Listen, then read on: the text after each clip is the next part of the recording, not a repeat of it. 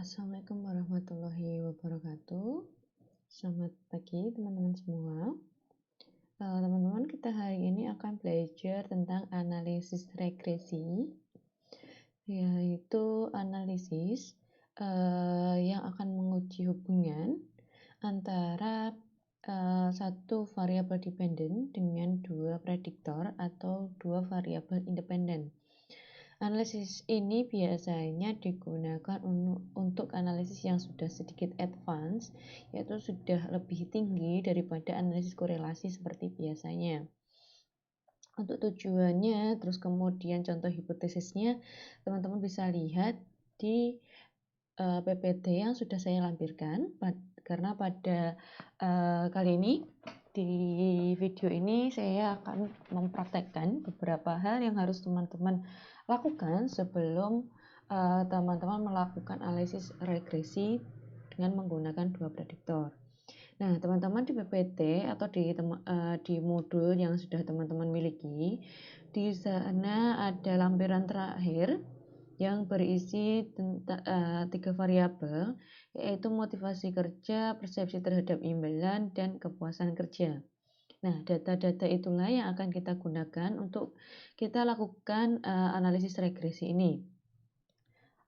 Data tersebut tolong teman-teman masukkan ke dalam variabel view dengan nama motivasi kerja, persepsi terhadap imbalan, dan kepuasan kerja. Jangan lupa labelnya juga diisi seperti ini: motivasi kerja, persepsi terhadap imbalan, dan kepuasan kerja. Jangan lupa mentionnya juga diganti skill semua. Pada analisis regresi ini kita akan belajar atau kita akan menggunakan jenis variabel dengan jenis data yang scale. Karena nanti kalau umpamanya jenis datanya tidak scale, nanti juga metode analisisnya juga akan berubah. Seperti itu ya. Kemudian setelah teman-teman sudah mengisi variabel view, teman-teman masukkan data yang sudah kita miliki, yang sudah berada pada PPT ataupun sudah berada pada modul. Jika sudah, hal yang harus teman-teman ingat apabila teman-teman akan melakukan analisis, entah analisis korelasi, entah itu analisis uji beda, regresi, maupun ANOVA, pertama-tama yang harus teman-teman lakukan adalah menguji prasyarat. Ya, sudah teman-teman ketahui sebelumnya, kalau untuk regresi ini kita akan menguji dua prasyarat terlebih dahulu, yaitu uji normalitas dan uji linearitas. Seperti yang sudah teman-teman pelajari sebelumnya, langkah-langkah uji normalitas dan langkah-langkah uji linearitas. Untuk langkah-langkah uji normalitas, kita akan melakukan uji normalitas dengan klik analyze, deskriptif, kemudian klik explore. Nah, untuk mengujinya, kita langsung pindahkan ketiga variabel yang kita miliki ke dalam dependent list. Kemudian kita klik plot, kemudian kita centang bagian normality plot with dash, kemudian di continue.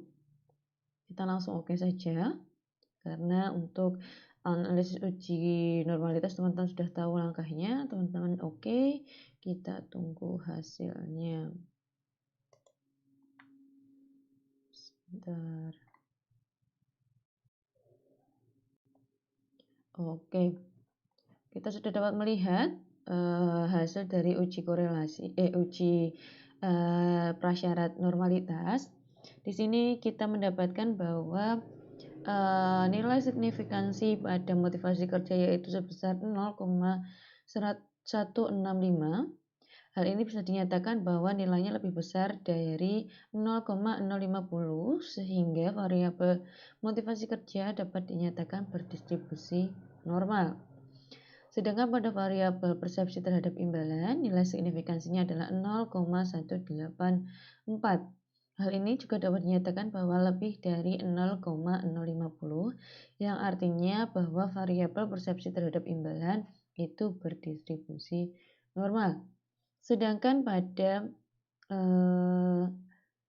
variabel kepuasan kerja yaitu nilai signifikansinya yaitu 0,029 yang artinya bahwa variabel kepuasan kerja itu tidak berdistribusi normal. Setelah teman-teman melakukan uji prasyarat normalitas, teman-teman diminta untuk melakukan uji linearitas. Teman-teman masih ingat bagaimana melakukan uji linearitas? Yaitu teman-teman bisa klik analyze, kemudian kita pilih compare mean, kemudian teman-teman pilih mean. Nah, kalau untuk yang ini teman-teman bisa masukkan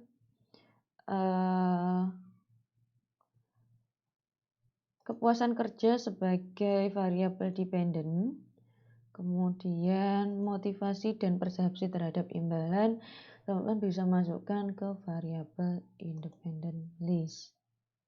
Jadi variabel dependentnya atau variabel independennya ada satu, yaitu kepuasan kerja. Sedangkan variabel independennya ada dua, yaitu motivasi kerja dan persepsi terhadap imbalan. Kemudian teman-teman pilih option, kemudian klik test for linearity, kemudian continue, kemudian teman-teman oke, sudah keluar. Nah, ini tabel linearitas untuk hubungan antara kepuasan kerja dengan motivasi kerja.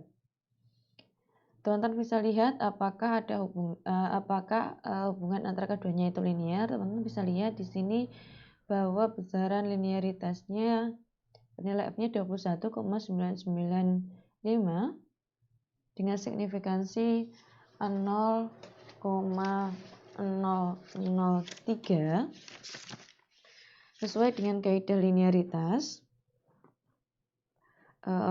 Teman-teman bisa ketahui apakah nilai signifikansi ini dapat dikategorikan sebagai berhubungan linear atau tidak. Linearitas itu kurang dari 0,050. Jadi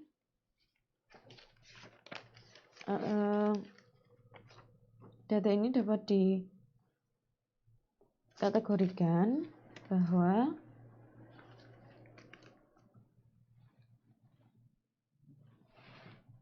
data ini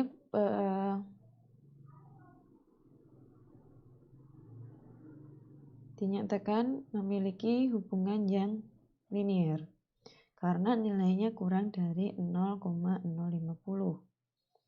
Ini baru satu hubungan antara dua variabel, yaitu kepuasan kerja dan motivasi kerja.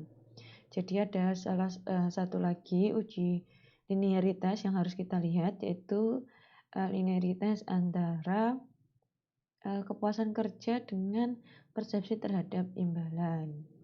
Nah, ini linearity-nya dengan nilai F 56,187 dengan nilai signifikansinya 0,000. Hal ini dapat dinyatakan bahwa hubungan kepuasan kerja dengan persepsi terhadap imbalan itu adalah linear karena kurang dari 0,050. Setelah teman-teman melakukan uji prasyarat yaitu uji normalitas dan uji linearitas, teman-teman baru diizinkan untuk melakukan uji regresi pada ketiga variabel yang teman-teman miliki.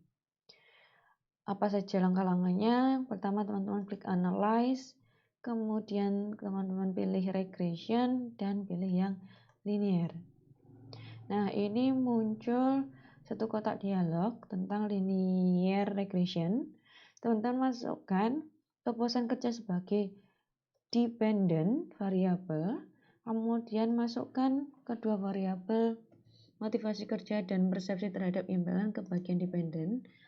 Metodenya teman-teman pilih enter. Kemudian kita lihat bagian statistik.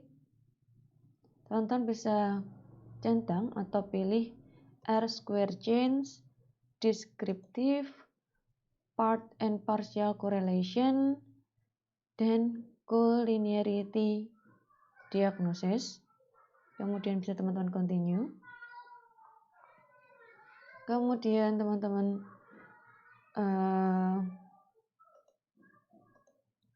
sebentar, coba kita lihat apa saja yang kita perlukan. Setelah itu teman-teman pilih option. Di option sepertinya tidak butuh, stylenya tidak, stripnya juga tidak perlu. Jadi kalau teman-teman sudah pilih di sini, biasanya ada beberapa pilihan. Kemudian teman-teman silakan klik enter. Sudah dicentang semua, teman-teman tinggal klik OK. Sudah, teman-teman bisa lihat di sini akan muncul tabel deskriptif statistik yang menyatakan tentang mean, standar deviasi, dan jumlah n pada setiap variabelnya. Jadi nilai mean dari setiap variabel ini sudah dinyatakan seperti ini. Begitu juga standar deviasinya. Nah, ini adalah tabel korelasi dari setiap variabel. Teman-teman bisa baca di sini Pearson correlation untuk kepuasan kerja terhadap motivasi kerja. Teman-teman bisa lihat dari sini ke sini itu sebesar 0,757. Untuk melihat signifikansinya, teman-teman bisa turun ke bawah. Signifikansi untuk hubungan antara kepuasan kerja dengan motivasi kerja adalah 0,001, yang artinya bahwa secara terpisah kepuasan kerja memiliki hubungan yang positif terhadap motivasi kerja. Hubungannya signifikan dengan besaran R-nya 0,757. Kemudian teman-teman bisa melihat hubungan antara kepuasan kerja dengan persepsi terhadap imbalan. Ini R-nya sebesar 0,806 dengan nilai signifikansi 0,0000. Hal ini dapat menyatakan bahwa ada hubungan yang signifikan antara kepuasan kerja dengan persepsi kerja dengan besaran nilai R-nya 0,806. Oke.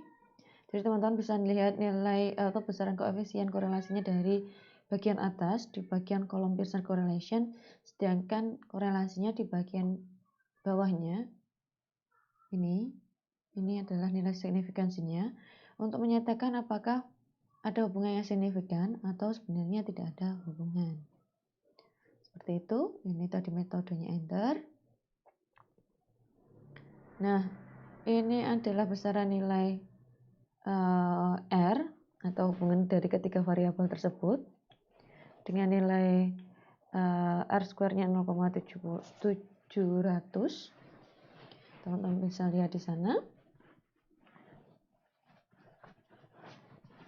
Kemudian bisa teman-teman lihat pada tabel ANOVA. ANOVA ini adalah menguji hubungan ketiga variabel tersebut dengan nilai F sebesar 13,990 dengan nilai signifikansi 0,001. Coba kita bandingkan di ini hasilnya di PPT. Teman-teman bisa lihat di PPT ini. Nah, sama kan? Nah, ini jadi secara bersama-sama nilai R-nya tadi seperti yang saya bilang bahwa secara bersamaan hubungan atau keterkaitan antara tiga variabel itu secara bersama-sama nilai R korelasinya adalah 0,837. Apakah hubungan ketiga variabel ini signifikan? Teman-teman bisa lihat di signifikansinya di bagian kolom ANOVA ini dengan besaran S 13,990,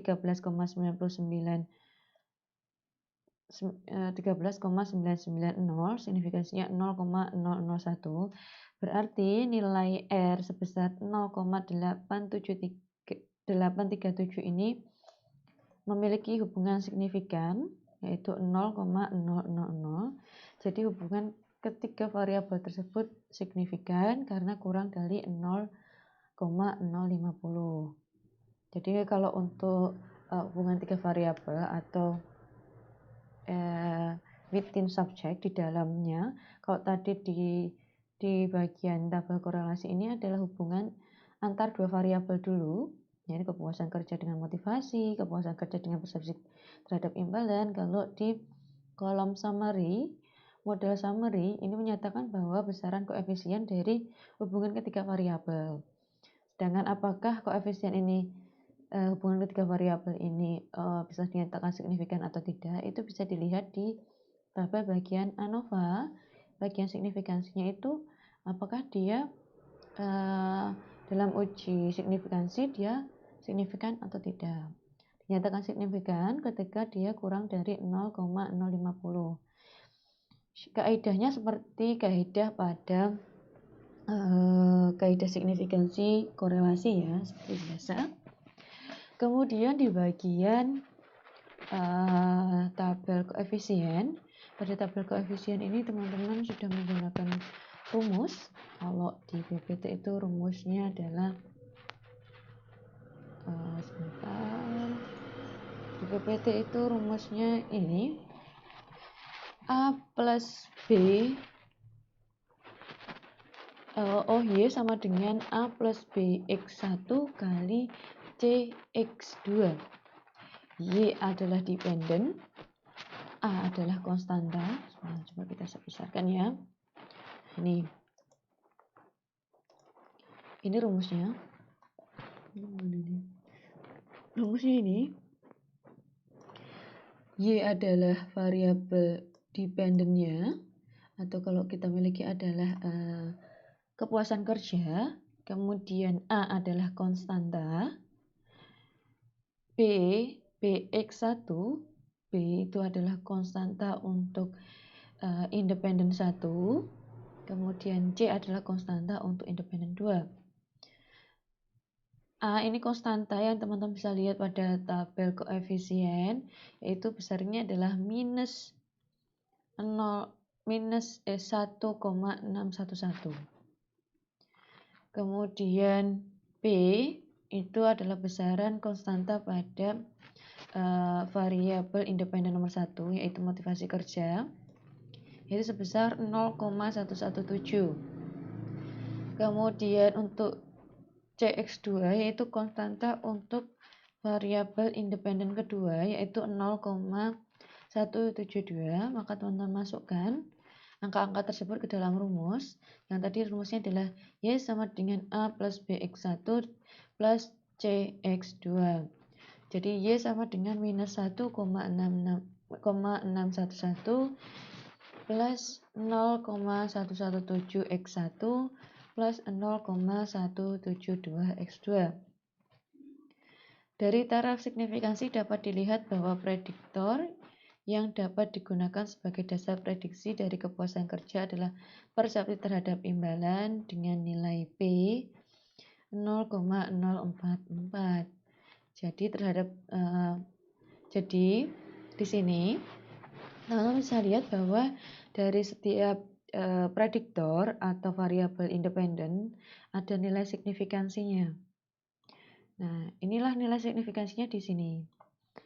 Pada variabel independen motivasi kerja, variabel signifikansinya sebesar 0,185. Signifikansi 0,185 ini kan lebih dari 0,050, sehingga dapat dinyatakan bahwa prediktor motivasi kerja ini tidak signifikan berpengaruh terhadap variabel kepuasan kerja. Nah, sedangkan pada variabel persepsi terhadap imbalan itu nilai signifikansinya adalah 0,044.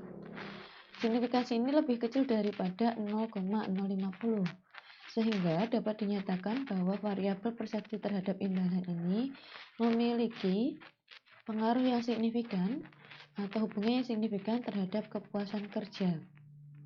Ini karena nilainya nilai signifikansinya 0,044. Nah, kalau yang tadi di tabel korelasi ini adalah ini hubungan antar variabel kepuasan kerja dan motivasi kerja itu secara langsung sebelum persepsi kerja itu dimasukkan ke dalam hitungan. Jadi sendiri-sendiri ini kepuasan kerja atau persepsi kerja ketika motivasi kerja itu tidak diperhatikan. Tetapi pada kolom koefisien ini hubungan antara kepuasan kerja dan motivasi kerja ini sudah mempertimbangkan keberadaan adanya faktor atau variabel persepsi terhadap imbalan. Begitu juga hubungan persepsi imbalan terhadap kepuasan kerja ini sudah memperhitungkan adanya variabel lain, yaitu variabel motivasi kerja. Nah, jadi dari sini bahwa analisis regresi ini adalah analisis yang lebih detail ketika teman-teman menggunakan variabel independen lebih dari satu atau variabel prediktornya lebih dari satu. Selain itu yang harus teman-teman cermati juga bagian kolom partial correlation, yaitu bagian sini. Ini bisa kita baca bahwa dari partial correlation dapat dilihat bahwa dengan mengontrol persepsi terhadap imbalan, ini ada bagian partial dan part. Dengan mengontrol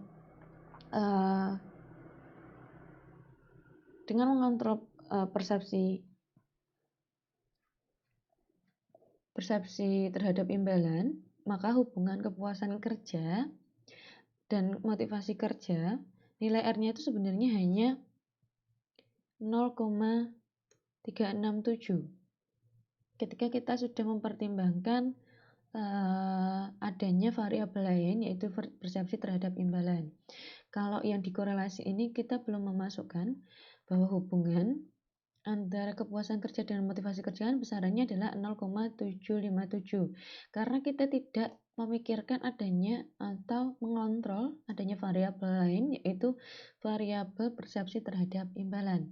Ketika variabel persepsi terhadap imbalan ini kita kontrol, maka sebenarnya koefisien korelasi antara kepuasan kerja dengan motivasi kerja itu hanya sebesar 0,376.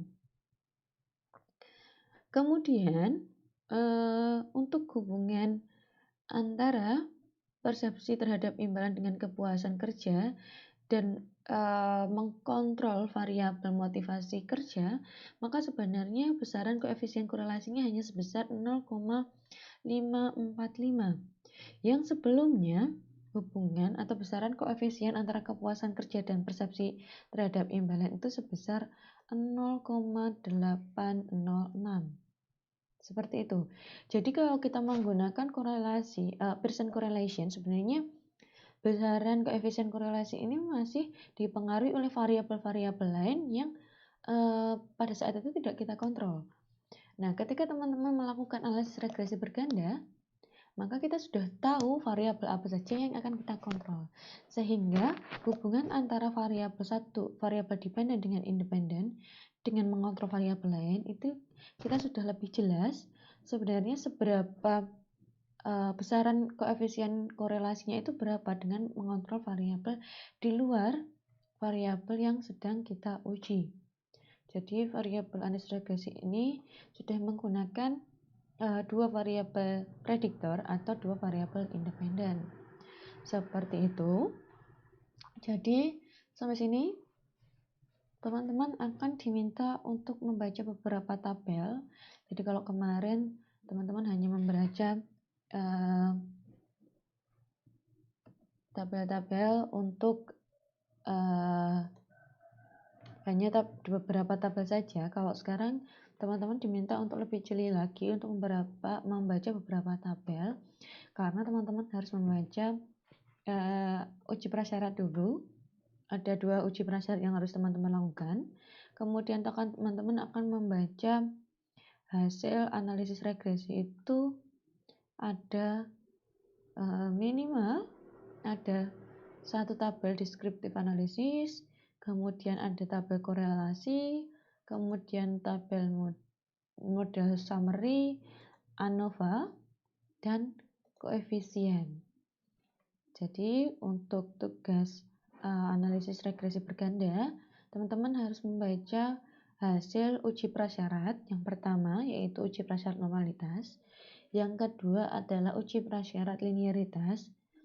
Hati-hati karena uji linearitas ini akan ada 2 tabel, karena kita akan menguji korelasi 3 variabel. Jadi ada 2 tabel linearitas seperti yang sudah dicontohkan. Kemudian ada tabel yang ketiga adalah tabel deskripsi statistik, yang keempat adalah tabel correlation, yang kelima adalah tabel summary dan ANOVA, dan yang keenam adalah tabel koefisien. Jadi nanti pada tugas regresi ganda ini minimal ada 5 tabel yang harus teman-teman deskripsikan atau teman-teman baca di sana. Sampai sini saya akhiri. Terima kasih atas perhatiannya. Semoga teman-teman nanti pada tugasnya dapat mengerjakan dengan baik. Silahkan diulang-ulang kembali videonya atau dicermati kembali modul ataupun PPT yang sudah nanti saya berikan.